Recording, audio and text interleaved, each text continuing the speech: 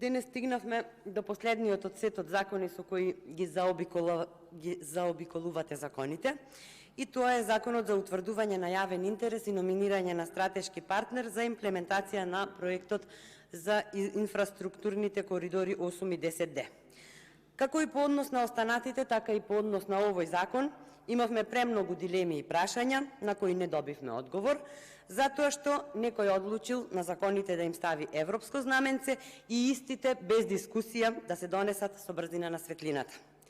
После сиве дискусии и после целава борба против сокриениот договор и против целава крајно нетранспарентна процедура за носење на закониве, единствено нешто што ни останува е да се надеваме дека барем еднаш зборот од председателот Пендаровски навистина ќе биде збор, па дека тој нема да ги потпише законите и истите нема да се објават во службен весник, затоа што овие закони повредуваат права на граѓаните, дискриминаторски се и се спротивни на Уставот. Во предлог измените на конкретниот специјален закон се дава можност приватна компанија да биде ослободена од увозни давачки, нешто што во најмала рака е премногу сомнително, бидејќи навлегува и во автономијата на царинскиот закон и представува негово заобиколување. Значи, со досегашните закони беа заобиколени Законот за градење, Законот за урбанистичко планирање, Законот за работни односи, а со овој закон се заобиколува царинскиот закон и Законот за акцизи. Имено, во овој специјален закон, приватна компанија се ослободува од увозни давачки и акцизи при увоз, нешто што досега не постоело во ниту еден друг закон. Ослободувањето од увозни давачки е стриктно регулирано со членовите 193 до 198 од Царинскиот закон, а таму не се предвидени вакви одредби. Понатаму, во воведот на овој предлог закон се предвидува ослободување од ДДВ, увозни давачки и данок на моторни возила за пикап возила кои се со двојна кабина. Не добивме одговор, а прашавме: која е целта и колку такви возила се потребни за овој проект? Дали, можеби под закрилата на овој закон, ќе се увезат и луксузни возила за фирмата, кои ќе можат да се возат без давачки, и која е таа фирма која ќе биде над сите граѓани и компании во Македонија, па да може да си увезува колку сака возила, било да се патнички, било да се пикапи, и после 3 години да може да си ги продаде со екстра заработка. Ме интересира која е значењето на овие пикап возила за успешна реализација на овој проект, па да се инсистира да се ослободат од ДДВ, царина, акцизи и данок на моторни возила. Сомнеш ми отвара и прашањето зошто од првичната верзија со која беше предвидено ослободување само на пикап возила, сега го проширувате опсегот на ослободување за сите возила. Што ако оваа компанија увезе 50 или 100 луксузни возила, па и пикапи, ги чува 3 години и после ги препродаде? Кој ќе ја води таа евиденција? Во ставот 3, оценка на финансиските последици, сте навеле дека законот ќе предизвика неутрален, негативен нетофискален ефект. Како може да биде неутрален, кога истиот, и тоа како ќе биде негативен, бидејќи приватна компанија ќе има ексклузивно право да ги увезува горе наведените возила без никакви давачки. Ќе увезува и енергенти без ДДВ и ќе има право на повраток на акциза. Наместо овие средства да останат во буџетот, тие ќе се враќаат и ќе остануваат кај приватна фирма. И тоа не е се. Со член 1 став 6, 7 и 9 се уредува дека стратешкиот партнер избран од владата, кој ќе биде приватна компанија, ќе има право на враќање на износот на акциза.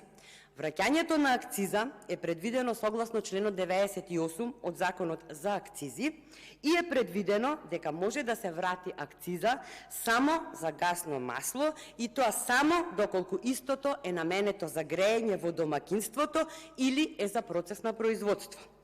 Овде се отвара прашањето: кој ќе води контрола дали горивото кое би било предмет на враќање на акциза ќе биде навистина употребено во проектот или по пониски цени ќе се препродава на црно?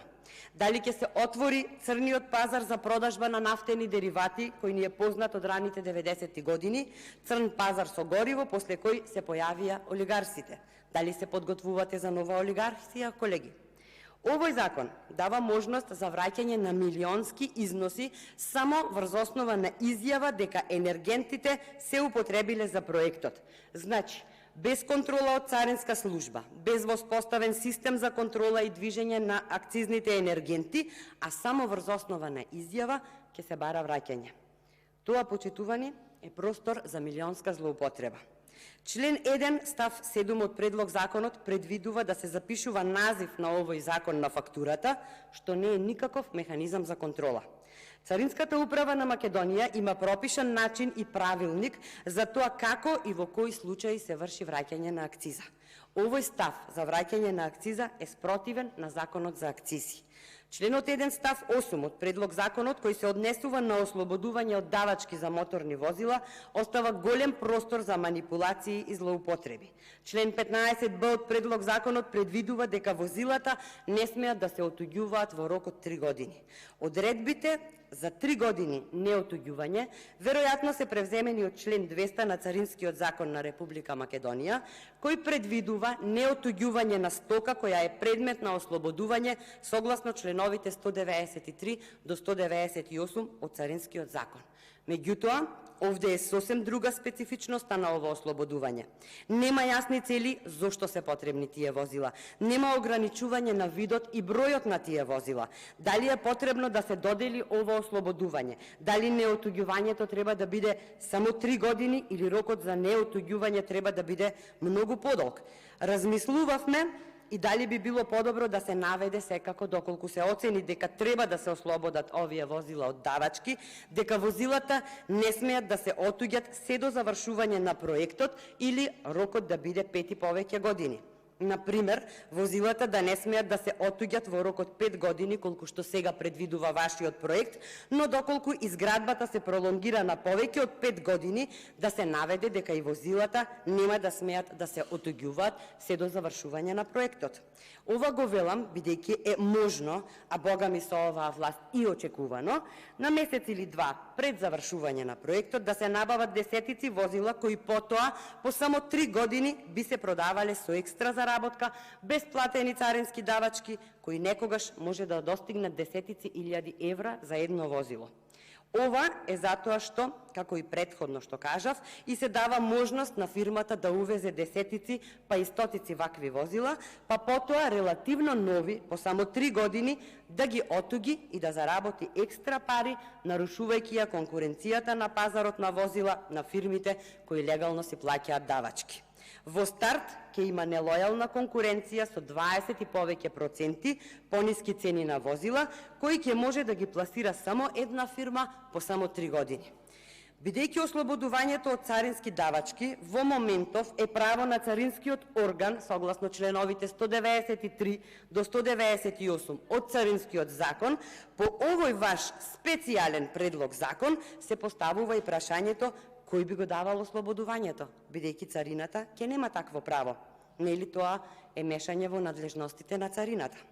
И последната дилема, што е со уредбата за поблиските критериуми и начинот на спроведување на ослободувањето од плаќање на увозни давачки, како и вредноста, количината и видот или намената на стоката која може да се ослободи од плаќање увозни давачки.